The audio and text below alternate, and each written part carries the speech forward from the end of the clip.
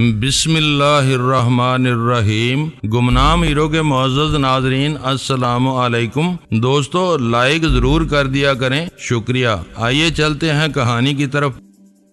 میں جب چاہوں تمہارے دماغ میں اجازت کے بغیر آ سکتا ہوں، تمہیں پتہ بھی نہیں چلے گا، لیکن یہ میری وعدہ خلافی بھی ہوگی اور بے ایمانی بھی ہو جائے گی۔ ہمیں اخلاقی پابندیوں میں رہنا چاہیے۔ وہ شرمندہ سی ہو کر بولی، تم درست کہہ رہے ہو، میں تو یوں ہی جذباتی سی ہو گئی تھی۔ دنیا کو اتنے قریب محسوس کرتے ہوئے اس سے ملنا چاہتی تھی، اب ایسا نہیں سوچوں گی۔ تم جاؤ اور جناب شیخ صاحب کو بتا دو کہ میرا بھید کھلتے کھلتے رہ گیا ہے، میں خیریت سے ہوں۔ وہ چلی گئی۔ مجھے اس تاریک کمرے میں پھر دو چمکتی ہوئی آنکھیں دکھائی دیں۔ وہ آنکھیں میرے قریب آ رہی تھی۔ میں نے لیڈی سیکرٹری کے دماغ میں پہنچ کر دیکھا، وہ اپنی آنکھوں پر اینٹی ڈارک آئی لینز پہن رہی تھی۔ اس کے بعد وہ بھی کمرے میں پہنچ گئی۔ لیڈی روزینہ نے کہا، مائیکل گارسن، ہمیں یقین ہو گیا ہے کہ تم مائیکل ہو اور ریڈ پاور والے تمہیں اپنا اعلی کار بنانا چاہتے تھے۔ خدا کا شکر ادا کرو تمہاری جان بچ گئی، ورنہ ماسٹر کی کے پاس پہنچتے تو وہ تمہیں یوں اپاہج بنا دیتا کہ زندگی بوجھ بن کر رہ جاتی اور موت تمہارے قریب نہ آتی۔ لیڈی سیکرٹری نے اس کا ترجمہ پیش کیا، حالانکہ اس کی ضرورت نہیں تھی۔ میں نے ترجمہ سننے کے بعد کہا، تمہیں یقین ہو چکا ہے میں وہ نہیں ہوں جس کی تلاش تھی، اب میرے لیے کیا حکم ہے؟ لیڈی روزینہ نے کہا، تم زخمی ہو، یہ زخم بھرنے تک ہمارے مہمان رہو گے، اس کے بعد میں تم سے شادی کروں گی۔ میں نے چونک کر اندھیرے میں دیدے پھیلاتے ہوئے اسے دیکھنے کی کوشش کی، پھر پوچھا، کیا تم مجھ سے مذاق کر رہی ہو؟ اس کی چمکتی ہوئی آنکھیں دوسری طرف گھوم گئیں، یعنی وہ گھوم کر جا رہی تھی، اب نظر نہیں آ رہی تھی۔ لیڈی سیکرٹری نے کہا، تم خوش نصیب ہو، لیڈی روزینہ تمہیں اپنا 10واں شوہر بنا رہی ہے۔ یا حیرت! میں ذرا دیر تک گمسم سا رہا، بولنے کے لیے کوئی لفظ نہیں ملا۔ پھر میں نے پوچھا، 10واں شوہر؟ ہاں، ہماری لیڈی جسے پسند کر لیتی ہے اسے اپنا شوہر بنا لیتی ہے۔ مگر وہ کہتے کہتے رک گئی۔ میں نے پوچھا، پھر مگر کیا؟ لیڈی سیکرٹری میرے قریب آ کر بولی، تم نے وہ حسن و شباب سے روشنی میں دیکھا ہے، ذرا دیر کے لیے صحیح مگر دیکھا ہے۔ ہاں، بہت خوب ہے۔ اسے جو دیکھتا ہے اسی کی تمنا میں جیتا ہے، اسی کی تمنا میں مرتا ہے۔ تم خوش نصیب ہو، اس کی قربت میں مرنے والے ہو۔ تم پہیلیاں بجوا رہی ہو، سیدھی اور صاف بات سننا چاہتے ہو تو سنو، 10ویں شوہر کے بعد کسی دن 11واں شوہر بھی آئے گا اور وہ بھی خوش نصیب ہوگا۔ تم صاف اور سیدھی بات نہیں کر رہی ہو۔ سیدھی بات کر رہی ہوں، جب 10واں نہیں ہوگا تب ہی تو 11واں آئے گا، جس طرح 9واں نہیں رہا اور 10واں تم آئے ہو۔ اس کا مطلب ہے کہ میری شادی لیڈی روزینہ سے نہیں، موت سے ہوگی۔ میں یقین سے نہیں کہہ سکتی، مگر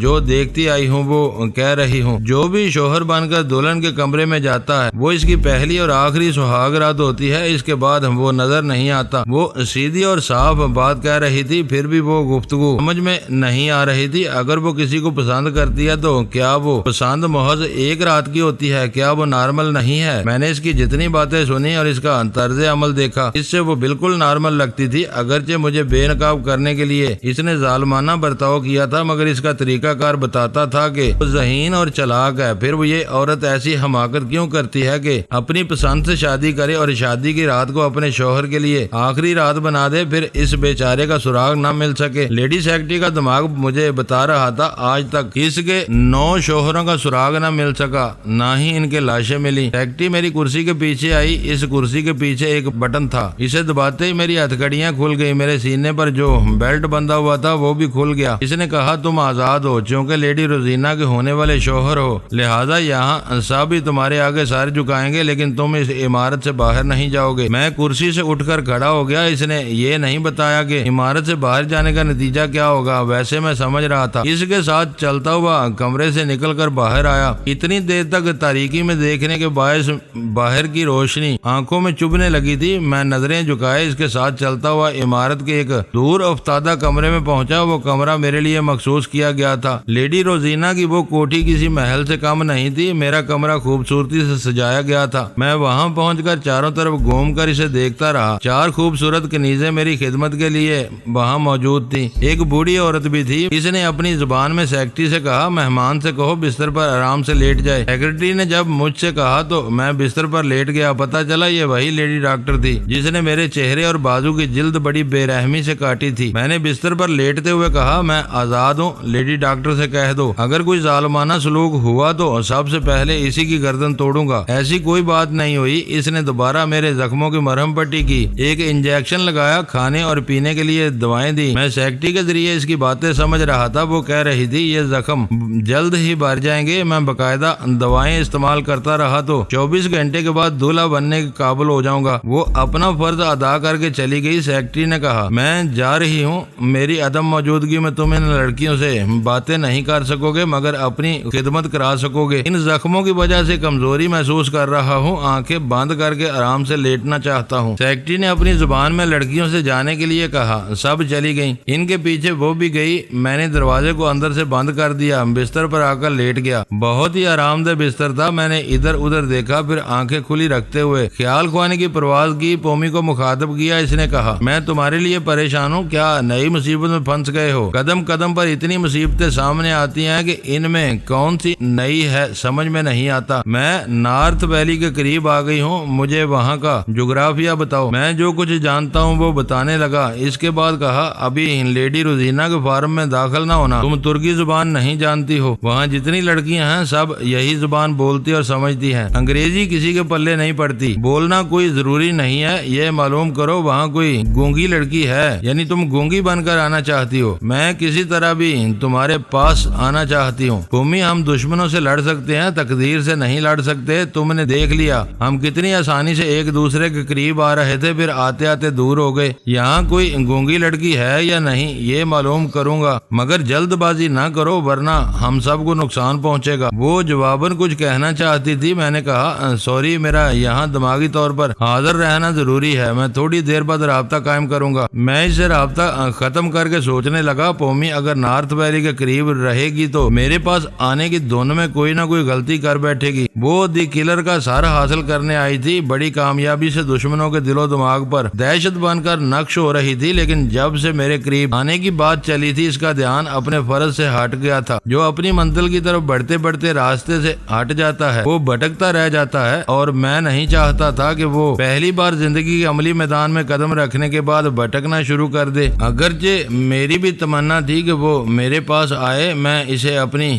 آنکھوں سے دیکھوں، اس کے ساتھ حالات کے نشیب و فراز سے گزرتا جاؤں، لیکن ابھی یہ مناسب نہیں تھا، حالات اس کی اجازت نہیں دے رہے تھے۔ پراسرار سپر ماسٹر مجھ سے زیادہ دور نہیں تھا۔ مسٹر نوکو کے ذریعے اس کا نام، پتہ اور ٹیلی فون نمبر وغیرہ معلوم کر چکا تھا، اور یہ بھی معلوم کر چکا تھا کہ اگر اس سے براہ راست رابطہ قائم نہ کر سکوں تو کن ذرائع سے اس کے پاس پہنچ سکتا ہوں۔ وہ پراسرار شخص جو ایک عرصے سے ہمیں الجھاتا رہا، اپنے آپ کو ایک ناقابل فہم راز بنا کر ہمارے لیے دشواریاں پیدا کرتا رہا، اس کا نام گراہم ہارڈلے تھا۔ وہ وزارت خارجہ کے اس شعبے سے تعلق رکھتا تھا جس کا بظاہر کوئی وجود نہیں ہوتا۔ اس شعبے کا ذکر صرف ایک فائل میں ہوتا ہے اور اس فائل کا عنوان ہوتا ہے ٹاپ سیکرٹ۔ وہ اس انتہائی خفیہ ادارے کا سپر ماسٹر کہلاتا تھا۔ یہ سپر ماسٹر کا عہدہ بہت سے لوگوں کو معلوم تھا، لیکن سپر ماسٹر کون تھا یہ کوئی نہیں جانتا تھا۔ اگر کبھی ملکی یا غیر ملکی معاملات میں راز فاش ہونے کی نوبت آتی تو ایک جونیئر سپر ماسٹر کو منظر عام پر لایا جاتا تھا۔ اصل سپر ماسٹر پھر بھی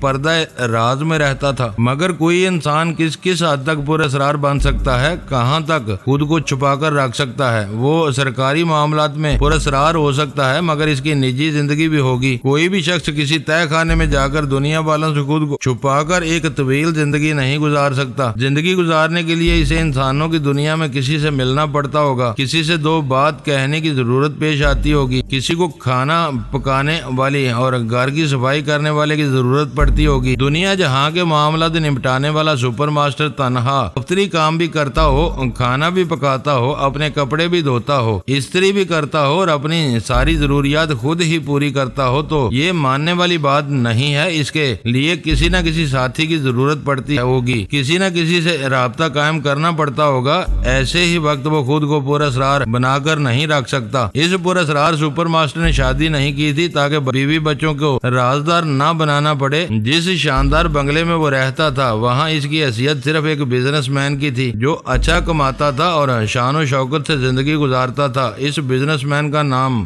گراہم ہارڈلے تھا، یہی اس کا اصل نام تھا۔ وہ ایک عام شہری کی زندگی گزارتا تھا، اس کے نوکر چاکر تھے۔ وہ شام کو ایوننگ سوٹ پہن کر کلبوں میں جاتا تھا، اپنا دل بہلاتا تھا، کسی سے مستقل دوستی نہیں کرتا تھا، خواہ مرد ہو یا عورت۔ عارضی دوستی ہوتی پھر وہ ان سے کترا جاتا۔ اپنے دوستوں میں اپنے شہر میں وہ خود غرض اور مغرور کہلاتا تھا۔ ایسا کہنے والے یہ نہیں جانتے تھے کہ یہ ایک سپر ماسٹر کی مجبوری ہے۔ میں نے ریڈ پاور کے باس سے رابطہ قائم کیا، پھر کہا میں ایک ٹیلی فون نمبر بتا رہا ہوں، اس نمبر پر ڈائل کرو، جب دوسری طرف سے کوئی بات کرے تو اس کی بات سن کر رانگ نمبر کہہ دینا۔ اس نے پوچھا یہ کس کا نمبر ہے؟ یہ نمبر مجھے سپر ماسٹر تک پہنچا دے گا۔ باس نے خوش ہو کر پوچھا کیا واقعی؟ میں نے اسے نمبر بتایا، وہ ریسیور اٹھا کر ڈائل کرنے لگا۔ ریسیور اس کے کان سے لگا ہوا تھا اور میں اس کی کھوپڑی میں بیٹھا ہوا تھا۔ ذرا سی دیر میں دوسری طرف سے کسی نے ریسیور کو اٹھایا، پھر کہا ہیلو۔ باس نے پوچھا کیا یہاں مسٹر وکی وائز مین رہتے ہیں؟ دوسری طرف سے کہا گیا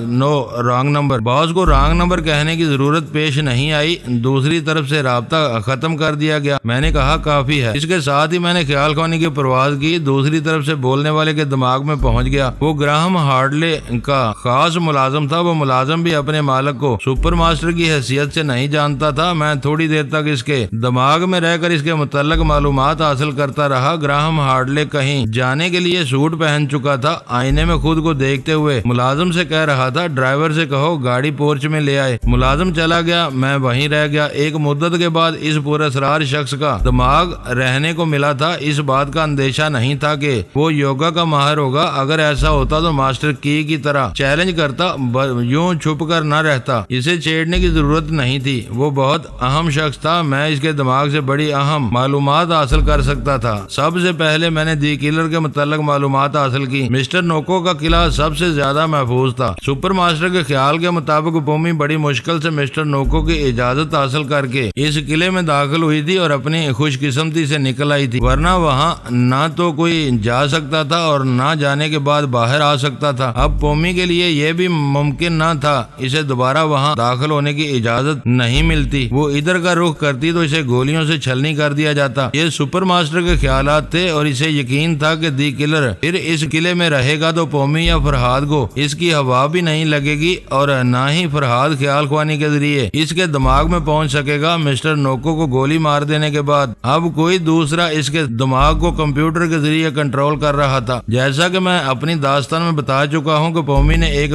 بار دی کلر کو قلعے کے اس قید خانے میں دیکھا تھا جہاں بہت سی عورتیں قید کی گئی تھی اور جہاں پومی کو بھی قید کیا گیا تھا۔ اس کے بعد دی کلر اچانک غائب ہو گیا تھا۔ میں نے مسٹر نوکو کے دماغ میں پہنچ کر معلوم کرنا چاہا تھا ایسا کون سا خفیہ راستہ ہے جہاں سے اسے نکال کر محفوظ مقام تک پہنچا دیا گیا ہے۔ اس کا جواب مسٹر نوکو کے پاس نہیں تھا، اگرچہ وہ اس قلعے میں حکمرانی کرتا تھا لیکن سپر ماسٹر نے ہی اسے وہاں کا حکمراں بنایا تھا۔ مسٹر نوکو سیاہ سفید کا مالک تھا لیکن اس خفیہ راستے کا علم اسے نہیں تھا۔ اب میں اسرار سپر ماسٹر کے دماغ میں رہ کر خفیہ راستے کے متعلق معلوم کر رہا تھا۔ اسی راستے سے دی کلر کو دوبارہ قلعے میں پہنچا دیا گیا تھا اور جو شخص اس کے دماغ کو کمپیوٹر کے ذریعے کنٹرول کر رہا تھا، اس شخص کو عارضی طور پر قلعے کا منتظم اعلیٰ بنا دیا گیا تھا۔ وہاں کے لوگ اس کے حکم کی تعمیل کرنے لگے تھے۔ میں اس قلعے میں رہنے والوں کے دماغوں تک پہنچ چکا تھا، لہذا وہاں بڑی زبردست تبدیلیاں عمل میں آئی تھی۔ مسلح افراد اس قلعے سے نکال دیے گئے تھے، نئے افراد لائے گئے تھے۔ سختی سے یہ حکم دیا گیا تھا کہ ایک اجنبی بھی اس قلعے میں داخل نہ ہونے پائے۔ یقیناً سپر ماسٹر نے بڑی چلاکی سے کام لیا تھا۔ ایک تو ہم دی کلر کے متعلق یہ سوچ نہیں سکتے تھے کہ دوبارہ اسے قلعے میں چھپا کر رکھا جائے گا، دوسرے اس نے قلعے میں داخلے کا ہر راستہ بند کر دیا تھا۔ نہ پومی جسمانی طور پر جا سکتی تھی، نہ میں دماغی طور پر پہنچ سکتا تھا۔ میں نے پومی سے کہا تمہیں پھر مسٹر نوکو کے قلعے میں جانا ہوگا۔ اس نے چونک کر پوچھا کیا دی کلر وہاں ہے؟ دوبارہ وہاں پہنچایا گیا ہے۔ کیا اس قلعے میں دوبارہ داخل ہونا ممکن ہے؟ میں نے خفیہ راستہ معلوم کر لیا ہے، تم اپنے موجودہ مقام کو چھوڑ دو، وہاں سے چل پڑو، میں تمہاری رہنمائی کروں گا۔ وہ فوراً ہی روانگی کی تیاری کرتے ہوئے بولی مجھے کس سمت جانا ہے؟ تم ریڈ پاور کے باس کی طرف جاؤ، راستے میں اس کے آدمی ملیں گے، وہ تمہیں ایسی جگہ پہنچا دیں گے جہاں سے وہ خفیہ راستہ شروع ہوتا ہے۔ میں نے باس سے رابطہ قائم کرتے ہوئے کہا میں ایک جگہ کی نشاندہی کر رہا ہوں، مسٹر نوکو کا قلعہ جس پہاڑی پر ہے، اس کے دامن میں تقریباً 4 میل کے فاصلے تک جو جنگلات ہیں، کیا وہاں آپ کا گزر کبھی ہوا ہے؟ میں اس طرف کبھی نہیں گیا لیکن نقشے کے ذریعے میں اس جگہ تک پہنچ سکتا ہوں جہاں کی آپ نشاندہی کریں گے۔ اس پہاڑی کے دامن میں شمال کی طرف 6 میل تک گھنے جنگلات ہیں، وہاں سرخ اینٹوں سے بنا ہوا ایک ریسٹ ہاؤس ہے جہاں صرف حکومت کے اعلیٰ افسران قیام کر سکتے ہیں۔ میں سمجھ گیا، ہمارے آدمی اکثر ادھر سے گزرتے رہے ہیں۔ ایک بار میرا ایک خاص ماتحت اس ریسٹ ہاؤس میں قیام کرنا چاہتا تھا مگر اسے اجازت نہیں ملی۔ میں نے کہا حکومت کے اعلیٰ افسران کو بھی وہاں قیام کرنے کی اجازت نہیں ملتی ہے، وہ نام کے لیے گورنمنٹ ریسٹ ہاؤس کہلاتا ہے۔ جناب کیا وہاں کوئی خاص بات ہے؟ ہاں، اپنے آدمیوں سے کہو وہ پومی کو وہاں تک پہنچا دیں، وہ تمہاری طرف آ رہی ہے۔ میں ابھی اپنے آدمیوں کو روانہ کر رہا ہوں۔ وہ اپنے خاص ماتحتوں کو اس راستے پر روانہ کرنے لگا جدھر سے پومی آ رہی تھی اور انہیں بتا رہا تھا کہ اسے کہاں پہنچانا چاہیے۔ اس کے بعد اس نے پوچھا جناب اگر کسی خاص مرحلے سے گزرنا ہو تو مجھے بتا دیجئے تاکہ ضروری انتظامات کیے جا سکیں۔ وہ نوکو کے قلعے تک پہنچنے کا خفیہ راستہ ہے، ریسٹ ہاؤس محض دکھاوے کے لیے ہے، وہاں سپر ماسٹر کے حکم کے بغیر کوئی جا نہیں سکتا۔ ریسٹ ہاؤس کا ایک انچارج اور 2 محافظ وہاں مستقل رہتے ہیں، اس جنگل سے گزرنے والے کسی بھی مسافر کو ادھر ٹھہرنے کی اجازت نہیں دیتے۔ میں سمجھ گیا اس ریسٹ ہاؤس کے کسی کمرے سے زمین دوز راستہ اس قلعے تک جاتا ہوگا۔ ہاں، ایک کمرہ ایسا ہے جس کے متعلق اس ریسٹ ہاؤس کا انچارج اور اس کے مسلح باڈی گارڈز بھی کچھ نہیں جانتے۔ وہ کمرہ ہمیشہ مقفل رہتا ہے، اگر اسے کھول دیا جائے تب بھی کسی کو یہ نہیں معلوم ہوگا کہ کس طرح اس کے فرش سے زمین دوز راستہ نمودار ہوتا ہے۔ باس نے پوچھا جب دی کلر اس راستے سے آتا جاتا ہوگا تو انچارج کو ضرور شبہ ہوگا کہ وہ آنے جانے والا کہاں غائب ہو جاتا ہے۔ وہ ریسٹ ہاؤس میں داخل ہوتا ہے پھر نظر نہیں آتا۔ شبہ ہو سکتا ہے لیکن ریسٹ ہاؤس کے پیچھے گھنا جنگل ہے۔ یہ تاثر دیا جاتا ہے کہ دی کلر خفیہ طور پر پچھلے راستے سے چلا جاتا ہے، جب ضرورت ہوتی ہے تو ریسٹ ہاؤس میں واپس آ جاتا ہے۔ باس نے پوچھا کیا سپر ماسٹر ریسٹ ہاؤس کے اس انچارج سے رابطہ قائم نہیں کرتا ہوگا؟ ایسے وقت جب پومی وہاں جائے گی اور خفیہ راستے سے گزرتی رہے گی، اس دوران سپر ماسٹر نے اپنے انچارج سے رابطہ قائم کر لیا تو کیا ہوگا؟ تمہارے آدمی جو پومی کے ساتھ جائیں گے وہ اس ریسٹ ہاؤس کے انچارج سے رسمی گفتگو کریں گے، میں اس کے لب و لہجے کو یاد رکھوں گا۔ اس کے بعد تمہارے آدمی ان تینوں کو ٹھکانے لگا دیں گے اور ریسٹ ہاؤس میں ان کی جگہ رہیں گے۔ پومی کو کتنے آدمیوں کی ضرورت پیش آئے گی؟ اس کے ساتھ قلعے میں جتنے بھی آدمی جائیں کم ہے، سب کو پوری طرح مسلح ہونا چاہیے، صرف اسٹین گنوں سے کام نہیں چلے گا۔ آپ اطمینان رکھیں، ایسے مہلک ہتھیار ہوں گے کہ قلعے کے مسلح محافظوں کے ہوش اڑ جائیں گے۔ جب پومی کامیاب ہوگی اور وہاں سے نکلنا چاہے گی تو اس کے لیے ایک ہیلی کاپٹر لازمی ہے۔ یوں تو یہاں کی سرکار نے ہمارے ہوائی جہازوں اور ہیلی کاپٹروں پر پرواز کی پابندی عائد کر دی ہے، لیکن میں بلیک بورڈ سے ایک ہیلی کاپٹر وہاں پہنچا دوں گا۔ میں نے رابطہ ختم کر دیا، پومی کے پاس تھوڑی دیر تک رہا۔ جب باس کے آدمی سے مل گئے اور ریسٹ ہاؤس کی طرف اسے لے جانے لگے تو میں سپر ماسٹر گراہم ہارڈلے کے پاس پہنچ گیا۔ اس میں ایسی بے شمار خوبیاں تھیں جن کے باعث وہ سپر ماسٹر بنایا گیا تھا۔ سب سے پہلی اور نمایاں خوبی اس کی ذہانت اور حاضر دماغی تھی۔ اس کی یادداشت بہت مستحکم تھی۔ دنیا کے کسی ملک میں کیا ہو رہا ہے اور تخریبی کارروائیاں کرنے، وہاں کی حکومت کو کمزور بنانے یا اس حکومت کو کٹ پتلی کی طرح اپنے اشاروں پر نچانے کے سلسلے میں کیسے منصوبے بنانے چاہیے اور ان منصوبوں پر کس طرح عمل کرنا چاہیے، یہ سارے ہتھ کنڈے وہ خوب جانتا تھا۔ دنیا کے نقشے میں جتنے ممالک ہیں وہ ہر ملک اور ہر شہر کے جرائم پیشہ افراد کو اچھی طرح جانتا تھا، جو چھوٹی موٹی چوریاں کرتے ہیں، اپنے علاقے میں دادا بن کر رہتے ہیں، بینکوں میں ڈاکے ڈالتے ہیں۔ ایسے مجرموں کی اس کی نظر میں کوئی اہمیت نہیں تھی۔ اس کے برعکس بین الاقوامی سطح پر جو لوگ ہر ملک کے قانون کی آنکھوں میں دھول جھونکتے تھے اور طرح طرح کے کارنامے انجام دیتے تھے، ایسے جرائم پیشہ لوگ سپر ماسٹر کی یادداشت میں محفوظ رہتے تھے اور وہ ہر ممکن طریقے سے انہیں اپنے زیر اثر لا کر بڑی سے بڑی مراعات دے کر اپنا اعلی کار بناتا تھا۔ پھر یہ اعلی کار اس کے اشاروں پر کسی بھی حکومت کا تختہ الٹنے کے لیے بھرپور تخریبی کارروائیاں کرتے رہتے تھے۔ اس سے پہلے جتنے سپر ماسٹر آئے تھے مجھے اتنا نقصان نہیں پہنچایا جتنا گراہم ہارڈلے نے پہنچایا ہے۔ میرے تمام ساتھیوں کو کوما میں پہنچانے کی منصوبہ بندی اسی کی تھی۔ اسی نے آہستہ آہستہ ایسی چالیں چلی تھی کہ میرے تمام ساتھی یکے بعد دیگرے اس کے جال میں پھنستے چلے گئے۔ میں نے ایک علیحدہ مملکت بنانے کی کوشش کی تھی۔ وادی کاف میں میری یہ کوشش کامیاب ہونے والی تھی لیکن اس نے پوری وادی کو تباہ کر دیا۔ اس کی پلاننگ سے سباتہ ختم ہو گئی۔ مرجانہ مجھ سے ہمیشہ کے لیے بچھڑ گئی۔ میرا جان نثار بھائی سجاد علی تیمور کوما میں رہ کر ختم ہو گیا۔ رسونتی نہ جوان رہی نہ بچی، نہ زندہ رہی نہ مردہ۔ وہ بابا صاحب کے ادارے میں نیم پاگل عورت کی سی زندگی گزار رہی ہے اور ابھی تک زیر علاج ہے۔ اسی گراہم ہارڈلے کے باعث میرا لگتے جگر پارس مجھ سے بچھڑ گیا۔ میں نہیں جانتا وہ زندہ بھی ہے یا نہیں، اگر ہے تو کہاں ہے، کیا مجھے کبھی مل سکے گا، کیا میں اپنے بیٹے کو کبھی اپنی آنکھوں سے دیکھ سکوں گا؟ پتہ نہیں تقدیر کیا تماشے دکھانے والی تھی لیکن مجھے تماشا دکھانے کے لیے میرے پیاروں کا یہ قاتل میرے ہاتھ آ گیا تھا. میں اسے آسانی سے مارنا نہیں چاہتا تھا, اس کے لیے اس کے ساتھ ایسے تماشے کرنا چاہتا تھا. اس کے بعد آنے والی سپر ماسٹر بھی میرا نام سن کر اپنے کان پکڑتے رہے. وہ کار کی پچھلی سیٹ پر بیٹھا ہوا تھا.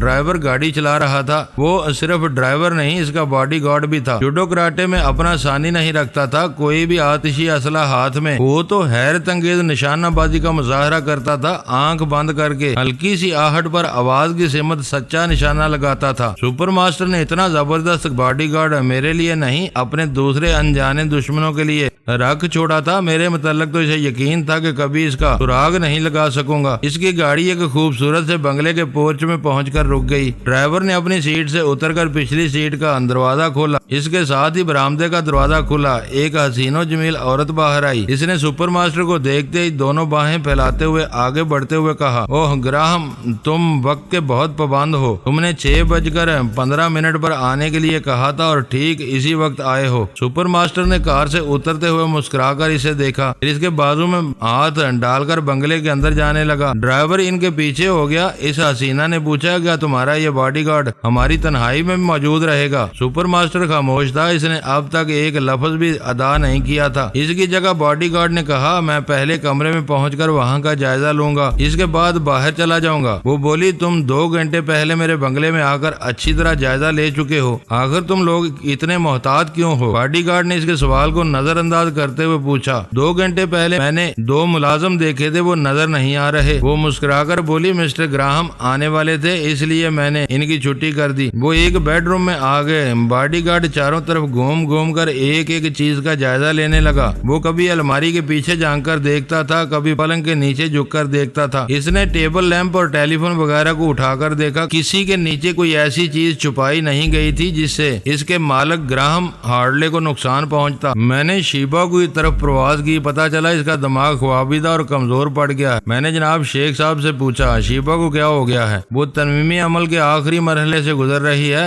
کچھ دیر پہلے اس کے دماغ میں یہ طور طریقے نقش کرا دیے گئے ہیں کہ کن حالات میں کس طرح حاضر دماغی سے کام لینا چاہیے. جب وہ تنویمی نیند پوری کر لے گی تو زندگی کے عملی میدان میں قدم رکھنے کے قابل ہو جائے گی. ہم اس پر اعتماد کر سکیں گے, پھر اسے بڑی رازداری سے تمہاری طرف روانہ کر دیں گے. میں اس پر اسرار سپر ماسٹر کے ساتھ لگا ہوا ہوں. میں چاہتا تھا شیبا بھی اس کے لب و لہجے کو یاد رکھے. بہرحال جب وہ تنویمی نیند سے بیدار ہوگی تو میں اسے سپر ماسٹر کے پاس پہنچا دوں گا. میں پھر اس کے پاس پہنچ گیا. اس وقت تک اس کا باڈی گارڈ بیڈ روم کی اچھی طرح تلاشی لے چکا تھا. اس نے وہاں سے جاتے ہوئے دروازے کے پاس روک کر اس حسینہ کو دیکھا, پھر کہا, مس کیلی میں باہر موجود رہوں گا, یہ بات نہ بھولنا کہ مسٹر گراہم گونگے ہیں. وہ بیڈ روم سے باہر چلا گیا. مس کیلی نے آگے بڑھ کر دروازے کو بند کیا, پھر دروازے سے لگ کر سپر ماسٹر کی طرف گھوم کر مسکراتے ہوئے کہا, مسٹر گراہم دیکھتے ہی دیکھتے ہمارے درمیان کتنی گہری دوستی ہو گئی. یوں لگتا ہے جیسے یہ کوئی فلمی کہانی ہو. میں ہائی وے کے پل پر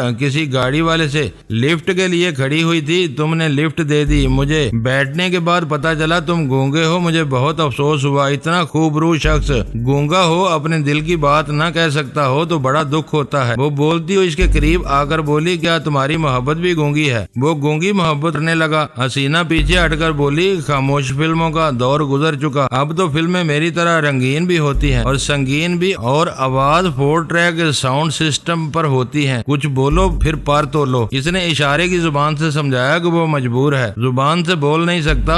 وہ بولی, میں بھی مجبور ہوں. جب تک زبان نہیں کھولو گے میں اپنی محبت کے دروازے نہیں کھولوں گی. سپر ماسٹر کا چہرہ تمتما رہا تھا. ہر انسان کی کوئی کمزوری ہوتی ہے. اس نے شادی نہیں کی تھی تاکہ بیوی نہ ہو, بچے نہ ہو. کوئی دشمن اسے بیوی بچوں کے حوالے سے بلیک میل نہ کر سکے, کبھی اس کی کسی کمزوری سے فائدہ نہ اٹھائے. شادی نہ کرنا اور بات ہے. انسان قدرت کے حسین نظاروں سے آنکھیں نہیں چرا سکتا. وہ بھی حسن و شباب کا دلدادہ تھا. کوئی حسینہ نگاہوں میں سما جاتی تو اسے ضرور حاصل کرتا تھا, کبھی محبت سے, کبھی دولت سے اور کبھی طاقت سے. سپر ماسٹر کے لیے یہ کوئی بڑی بات نہیں تھی. مس کیلی اپنے حسن و شباب کی تمام جلوہ سامانیوں کے کے ساتھ اس کے سامنے تھی اور ہاتھ آ کر بھی گیلے صابن کی طرح پھسل رہی تھی۔ عورت کم عقل ہوتی ہے مگر نفسیات کی ماہر ہوتی ہے، وہ جانتی ہے کہ مرد کو کس موقع پر للچانا اور تڑپانا چاہیے، اور وہ صحیح موقع پر اسے تڑپا رہی تھی۔ اس نے محبت سے آگے ہو کر اسے پکڑنا چاہا، وہ دور ہو گئی۔ اس نے غصہ دکھایا، جھنجھلاہٹ کا مظاہرہ کرتے ہوئے دوبارہ قریب آنا چاہا، وہ ترا دے گئی۔ پھر دونوں کے درمیان چوہے بلی کا کھیل شروع ہو گیا۔ ایک بھاگ رہی تھی، دوسرا پکڑ رہا تھا۔ کبھی کبھی وہ ہاتھ آ جاتی تھی مگر پارا صفر تھی، بڑی صفائی سے نکل جاتی تھی۔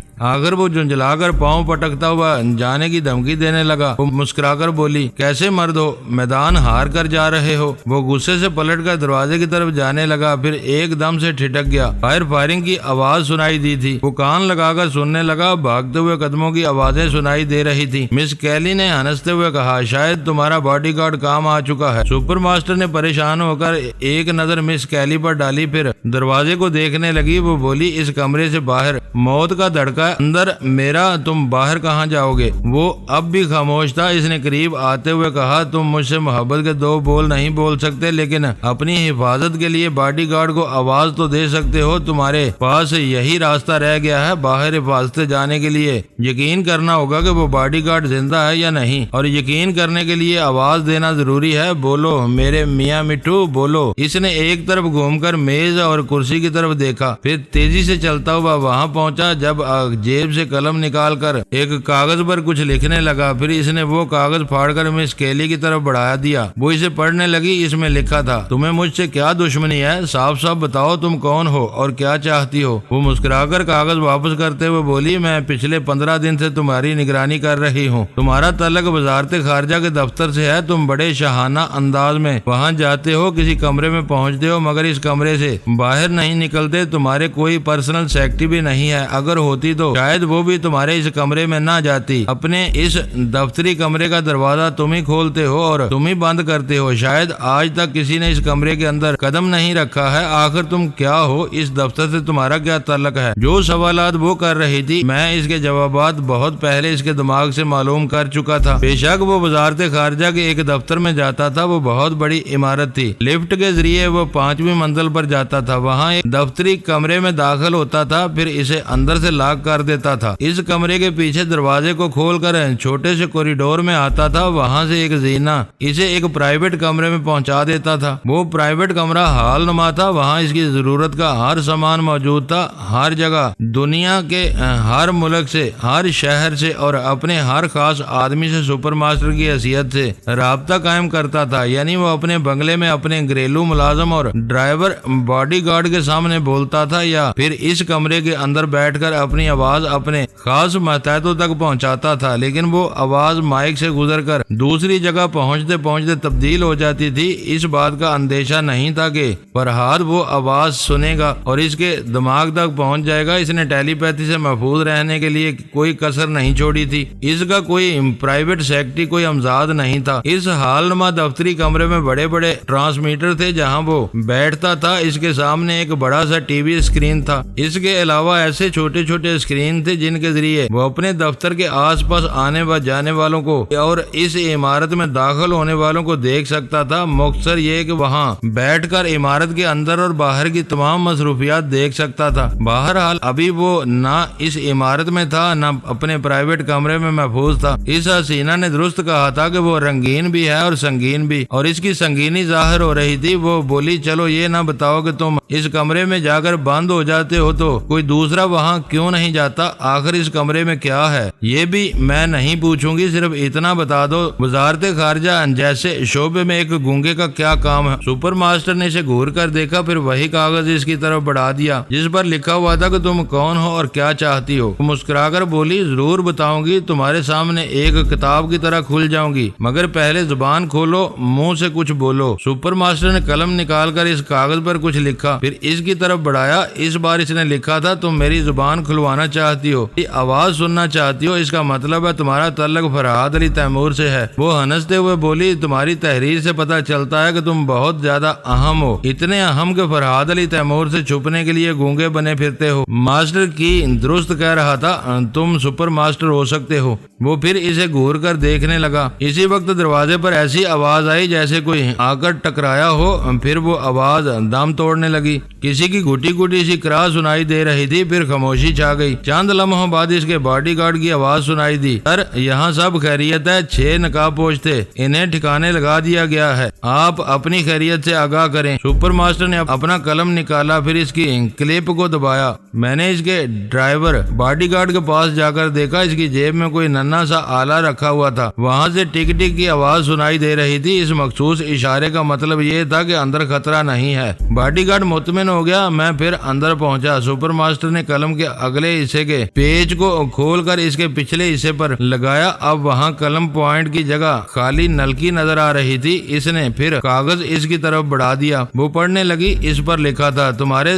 सामने कलम नहीं, मौत का नन्हा सा आला है, जरा भी हरकत करोगी तो आखिरी सांस पूरी तरह नहीं ले सकोगी। किसी हीलो हुज्जत के बगैर फौरन बताओ कि मास्टर की इन दिनों कहाँ है, इसका मौजूदा पता ठिकाना बताओ तो जिंदा रह सकोगी। मिस कैली ने इस कलम को देखा। इसे यकीन नहीं आ रहा था कि जहाँ से तहरीर निकलती है वहाँ से मौत खारिज होगी। इसकी शोखी और तेजी तरारी खत्म हो चुकी थी। इसने कहा, मैं बता भी दूं तो कोई फायदा नहीं होगा, हमारे 6 आदमी मारे जा चुके हैं। इसकी इतला मास्टर की तक पहुंच गई होगी। वो समझ चुका होगा कि राज फाश हो गया है, इसलिए अपनी जगह तब्दील कर देगा। सुपर मास्टर ने अपनी इस तहरीर पर उंगली रखते हुए इसे दिखाया। वो इशारे से कह रहा था, तुम इसका मौजूदा पता बताओ। मिस्टर नोको के किले से तकरीबन 10 मील के फासले per day and night motel है। इस मोटल के साथ एक गैस स्टेशन है। इस स्टेशन से मुल्हिका एक बंगले में इसने आरजी रिहाइश इख्तियार की है। ये सुनते ही मैंने दूसरी सिमत ख्याल ख्वानी की परवाज की। बॉस को मुखातब करते हुए कहा, मास्टर की ने यहाँ आरजी रिहाइश इख्तियार की है। मैं पता बता रहा हूँ, नोट करें और अपने आदमियों को उधर रवाना करें। मास्टर को छेड़ने की जरूरत नहीं है। आपकी कोशिश ये होगी कि हमारा कोई आदमी इसका मुलाजिम हो जाए या किसी तरह इसका एतमाद हासिल कर ले। मैं फिर राब्ता कायम करूंगा। मैं इसे पता बताकर दोबारा सुपर मास्टर के पास आ गया। इस दौरान इसने बेडरूम का दरवाजा खोलकर ड्राइवर को बुला लिया था। एक कागज पर मास्टर की का मौजूदा पता लिख कर दिया था और इसे हदायत की थी कि वो ट्रांसमीटर के जरिए अपने खास मातहतों को फौरन इस तरफ रवाना कर दे। बॉडीगार्ड कागज लेकर चला गया। जब मैं सुपर मास्टर के पास दोबारा पहुंचा तो वो बेडरूम के दरवाजे के अंदर से बंद कर रहा था। इसी वक्त मिस कैली ने एक गुलदान उठाकर इसके सर पर जरब लगाना चाहिए थी। सुपर मास्टर इतना नादान नहीं था, इसने गाफिल रहना सीखा ही नहीं था। वो जागते हुए जहन का मालिक था। हमला होते ही वो एक तरफ हट गया, फिर दूसरी बार वो हमला न कर सकी। सुपर मास्टर ने अपने कलम के एक नन्हे से बटन को दबाया। इसके साथ ही इसकी नलकी से एक बारीक सुई निकली और हलक से जरा नीचे इसके जिस्म में पेवस्त हो गई। वो जहाँ थी वहीं खड़ी रह गई। इसके हाथ से गुलदान गिर पड़ा। वो भी गिरने वाली थी। सुपर मास्टर ने इसे दीवार से टेक लगाकर खड़ा कर दिया। इस नन्हे से हथियार को दोबारा कलम की शक्ल में एडजस्ट किया, इसे अपनी जेब में रखा। फिर इस हसीन साकत मुजस्मे को दोनों बाजू में उठाकर बिस्तर पर ले आया। वो बिल्कुल साकत थी, आंखें खुली हुई थी, चेहरे पर जिंदगी के आसार थे, सांस आहिस्ता आहिस्ता चल रही थी। इसके बावजूद वो मुर्दा सी थी, क्योंकि अपनी मर्जी के मुताबिक हरकत नहीं कर सकती थी, पलक नहीं झपक सकती थी। एक बेजान मुजस्मे की तरह पलंग पर लेटी हुई थी। दोस्तों, वीडियो को लाइक जरूर कर दिया करें। ISI पाक आर्मी जिंदाबाद, पाकिस्तान पाइंदाबाद। मुअज़्ज़ज़ नाज़रीन, अपना ख्याल रखिएगा और अपने इस चैनल का भी शुक्रिया।